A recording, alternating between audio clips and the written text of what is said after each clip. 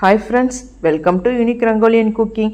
இன்றைக்கி நம்ம பார்க்க போகிறது ஒரு சூப்பரான ஹெல்த்தியான பீன்ஸ் பொரியல் தாங்க. நம்ம குக்கு வித் கோமாளியில் விஜய் சேதுபதி சார் சொன்னார் இல்லையா, அது ரொம்ப ஹெல்த்தியாக ரொம்ப டேஸ்டியாக அவர் சொன்ன மெத்தடில் செஞ்சுருக்கேன். அந்த வீடியோ உங்களோட ஷேர் பண்ணியிருக்கேன். நீங்களும் அதை போல் செஞ்சு பார்த்துட்டு எப்படி இருக்குன்னு மறக்காமல் கமெண்ட் பண்ணுங்கள் ஃப்ரெண்ட்ஸ். என்னோடய வீடியோ பிடிச்சிருந்தா லைக் பண்ணுங்கள், ரொம்ப பிடிச்சிருந்தா சப்ஸ்கிரைப் பண்ணிக்கோங்க ஃப்ரெண்ட்ஸ். அப்போ தான் நான் போடுற வீடியோ உங்களுக்கு டெய்லி நோட்டிஃபிகேஷனில் வரும் ஃப்ரெண்ட்ஸ். இன்னும் அதுக்கு ஒரு கடாய் வச்சுட்டு 2 ஸ்பூன் எண்ணெய் போட்டுக்கோங்க, கொஞ்சம் கடுகு போட்டுக்கோங்க.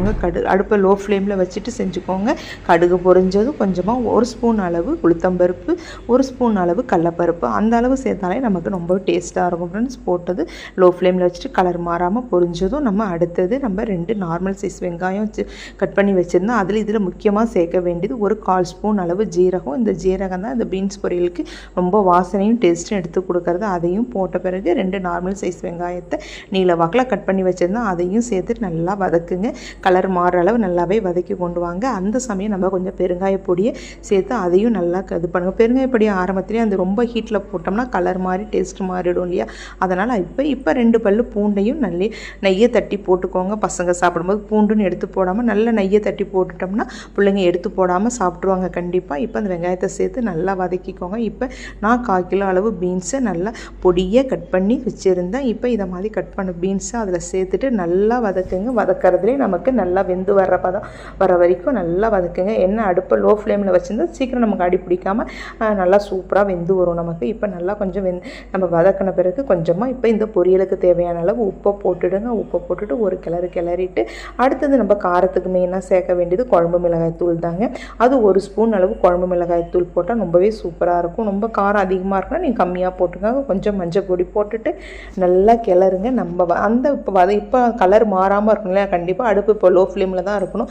ஏன்னா நம்ம மிளகாத்தூள் போட்ட பிறகு ரொம்ப ஃபுல் ஃப்ளேமில் இருந்தால் அந்த மிளகாத்தூளுடைய கலர் மாறிடும். அப்போ நமக்கு பொரியலோட டேஸ்ட்டு மாறிடும். அதனால் லோ ஃப்ளேமில் வச்சு வதக்குவாங்க. இப்போ ஒரு நார்மல் கிளாஸ் அளவு 1 கிளாஸ் அளவு தண்ணி ஊற்றி நல்லா கிளறி நமக்கு ஒரு தம் பதம் மாதிரி கொண்டு வந்து நீங்கள் தட்டை போட்டு மூடி அடுப்பை இப்போ நார்மல் ஃப்ளேமில் வச்சிங்கன்னா நமக்கு பீன்ஸ் நல்லாவே வெந்து வந்துடும் ஃப்ரெண்ட்ஸ்.